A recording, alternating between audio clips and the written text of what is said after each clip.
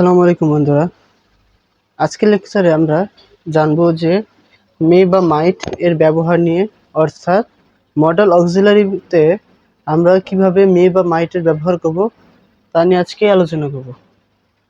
তো লেকচারের প্রথমেই আমরা দেখব যে মডেল অক্সিলারি কি, সেটা আমি তোমাদেরকে আবার মনে করে দিতে যাচ্ছি। মডেল অক্সিলারি হলো যে সকল অক্সিলারি ভার্ব মূল ভার্বের সাথে যুক্ত হয়ে বিভিন্ন অর্থ প্রকাশ করে তাকে আমরা মডেল অক্সিলারি বলে থাকি।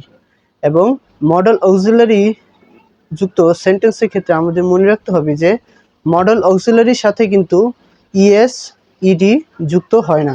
তো এই ক্ষেত্রে খুব সাবধানতা অবলম্বন করতে হবে। তো মে বা মাইটের ব্যবহারের ক্ষেত্রে প্রথমে আমরা দেখব যে পারমিশন বা অনুমতি বোঝাতে কিভাবে মে বা মাইট ব্যবহৃত হয়ে থাকে। অর্থাৎ অনুমতি বোঝাতে হলো যে প্রেজেন্ট এবং ফিউচার টেন্সের ক্ষেত্রে সকল পার্সনের সাথে কিন্তু মে বা মাইট ব্যবহৃত হয়। অর্থাৎ প্রেজেন্ট এবং ফিউচার টেন্সে সকল পার্সনের সাথে, অর্থাৎ অনুমতি যখন বোঝায় কোনো সেন্টেন্সে, এবং সেক্ষেত্রে তার টেন্সটা যদি প্রেজেন্ট এবং ফিউচার টেন্স হয় সেক্ষেত্রে কিন্তু সকল পার্সনের ক্ষেত্রেই মে বা মাইট ব্যবহৃত হবে। অর্থাৎ এর সাথে অন্য কোনো ভার্ব ব্যবহৃত হবে না, মে বা মাইট ভার্বটি ব্যবহৃত হবে।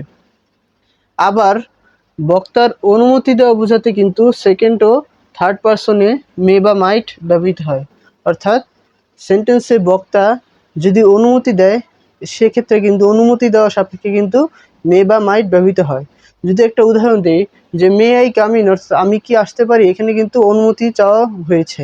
আবার may I leave the house বা may I leave the room, may I take the sandwich, এক্ষেত্রে কিন্তু যে বক্তা রয়েছে সেই বক্তাটি অনুমতি চাচ্ছে। এভাবে অনুমতি চাওয়া বোঝাতে কিন্তু মে বা মাইট ব্যবহৃত হয়। এক্ষেত্রে অন্য কোনো ওয়ার্ড ব্যবহৃত হবে না, অন্য কোনো ভার্ব ব্যবহৃত হবে না। এরপর পসিবিলিটি বা সম্ভাব্যতা বোঝাতে, অর্থাৎ সম্ভাবনা বোঝাচ্ছে, কোনো কিছু হতে পারে এমন বোঝাচ্ছে, সেক্ষেত্রে কিন্তু মে বা মাইট ব্যবহৃত হয়। অর্থাৎ মে বা মাইট প্রেজেন্ট ও ফিউচার টেন্সের ক্ষেত্রে ব্যবহৃত হয়। অর্থাৎ প্রেজেন্ট এবং ফিউচার টেন্স, অর্থাৎ এখানে পাস্ট টেন্স হবে না, পাস্ট টেন্স বাদে প্রেজেন্ট এবং ফিউচার টেন্সের ক্ষেত্রে কিন্তু মে বা মাইট ব্যবহৃত হয় সম্ভাব্যতা বোঝাতে, পসিবিলিটি বা সম্ভাব্যতা বোঝাতে। অর্থাৎ আবার একটা জিনিস খেয়াল রাখতে হবে যে মাইট দ্বারা কিন্তু মেয়ের চেয়ে বেশি অনিশ্চয়তা বোঝায়। অর্থাৎ মাইট ভার্বটি দ্বারা কিন্তু মে ভার্বের চেয়ে বেশি অনিশ্চয়তা বোঝায়। অর্থাৎ যদি একটা উদাহরণ দিই যে সম্ভবত বোঝাতে হি মাইট টেল মি দ্য ম্যাটার, অর্থাৎ সে আমাকে সেই ঘটনাটি বলতে পারে, এক্ষেত্রে কিন্তু একটা সম্ভাব্যতা বোঝানো হয়েছে। অর্থাৎ আবার যদি অনুভাবে ধরতে পারি যে হি মাইট ফল ইন ডেঞ্জার, অর্থাৎ সে একটি বিপদে পড়তে পারে, এখানেও কিন্তু সম্ভাব্যতা বোঝাচ্ছে, অর্থাৎ পসিবিলিটি বোঝাচ্ছে। তাই এখানে কিন্তু অবশ্যই মে বা মাইট ব্যবহৃত হবে, অন্য কোনো ভার্ব ব্যবহৃত হবে না। আবার আমরা তৃতীয় রুলসে দেখি যে কন্ডিশনালের পূর্বে পাস্ট ভার্বের ক্ষেত্রে মাইট ব্যবহৃত হয়। অর্থাৎ কন্ডিশনালস এবং পূর্বে ব্যবহৃত পাস্ট ভার্বের ক্ষেত্রে মাইট ব্যবহৃত হয়। প্রথমে হলো কন্ডিশনাল, অর্থাৎ বিভিন্ন কন্ডিশন দেয়। আমরা জানি যে first conditional, second conditional, third conditional, এক্ষেত্রে এবং কি যে পূর্বে ব্যবহৃত হয়েছে এমন ভার্ব, অর্থাৎ যে সকল পাস্ট ভার্বটি পূর্বে ব্যবহৃত হয়েছে সেক্ষেত্রে কিন্তু মাইট ব্যবহৃত হয়, এক্ষেত্রে মে ব্যবহৃত হয় না। এখানে একটা উদাহরণ দিই যে if I saw him I might tell him the matter, অর্থাৎ আমি যদি তাকে দেখি তা if I saw him I might tell him the matter, অর্থাৎ আমি যদি তাকে দেখতাম তাহলে আমি তাকে সেই ঘটনাটি বলতাম। এরপর আমরা দেখব যে পারপোজ বা উদ্দেশ্য বোঝাতে, অর্থাৎ কোন একটি উদ্দেশ্য বোঝাচ্ছে এমন ক্ষেত্রে কিন্তু আমরা মে বা মাইট ব্যবহৃত করতে পারি। যেমন he works hard so that he might prosper, অর্থাৎ সে কঠোর পরিশ্রম করছে যাতে সে জীবনে সফলতা লাভ করতে পারে, যাতে সে জীবনে প্রসপার করতে পারে। অথবা he he he studies hard so that he can make a good result, অথবা he might so that he might make a good result. এমন ক্ষেত্রে কিন্তু উদ্দেশ্য বোঝাতে কিন্তু মে বা মাইট ভার্বটি অক্সিলারি মডাল অক্সিলারি ভার্বটি ব্যবহৃত হতে পারে। এরপর পঞ্চম নিয়ম আমরা দেখছি যে উইশেস অ্যান্ড হোপস বোঝাতে, অর্থাৎ কোনো কিছু উইশ করা এবং কোনো আশা বোঝাতে, ইচ্ছা এবং আকাঙ্ক্ষা বোঝাতে কিন্তু এখানে মে ব্যবহৃত হয়, মাইট ব্যবহৃত হয় না। উদাহরণস্বরূপ আমরা বলতে পারি যে মে বাংলাদেশ লিভ লং, বা মে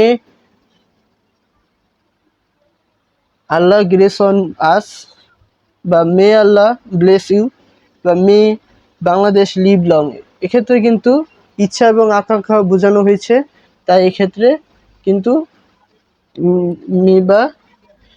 এক্ষেত্রে কিন্তু মে ব্যবহৃত হয়েছে, এখানে মাইট ব্যবহৃত হবে না। এরপর স্পেকুলেশন বা অনুমান বোঝাতে, কোনো কিছু অনুমান করা বোঝাচ্ছে, তেমন ক্ষেত্রে কিন্তু আমরা মে বা মাইট দুইটি ব্যবহৃত করতে পারি। অর্থাৎ স্পেকুলেশন অনুমান বোঝাতে প্রেজেন্ট এবং পাস্ট টেন্স, এক্ষেত্রে কিন্তু ফিউচার টেন্স উল্লেখ করা হয়নি, অর্থাৎ এই রুলসের ক্ষেত্রে কিন্তু ফিউচার টেন্স থাকবে না। অর্থাৎ যখন অনুমতি বোঝাবে তখন বর্তমানকাল এবং ভবিষ্যৎকাল, প্রেজেন্ট বা বর্তমানকাল বা অতীতকালের ক্ষেত্রে কিন্তু মে মাইট ব্যবহৃত হবে। ফিউচার বা ভবিষ্যৎকালের ক্ষেত্রে কিন্তু মে মাইট ব্যবহৃত হবে না। এখন বর্তমানে ঘটনা সম্পর্কে যদি অনুমান করা বোঝায়, তখন আমরা এই স্ট্রাকচারটা দেখি, যে স্ট্রাকচার বলা হয়েছে যে মে প্লাস মে মাইট প্লাস বি প্লাস ভার্বের সাথে আইএনজি প্লাস হলো এক্সটেনশন বা বাকি অংশ। অর্থাৎ এই স্ট্রাকচারটি যখন অনুমান করা বোঝাবে তখন কিন্তু আমাদের এই স্ট্রাকচারটি অনুসরণ করতে হবে।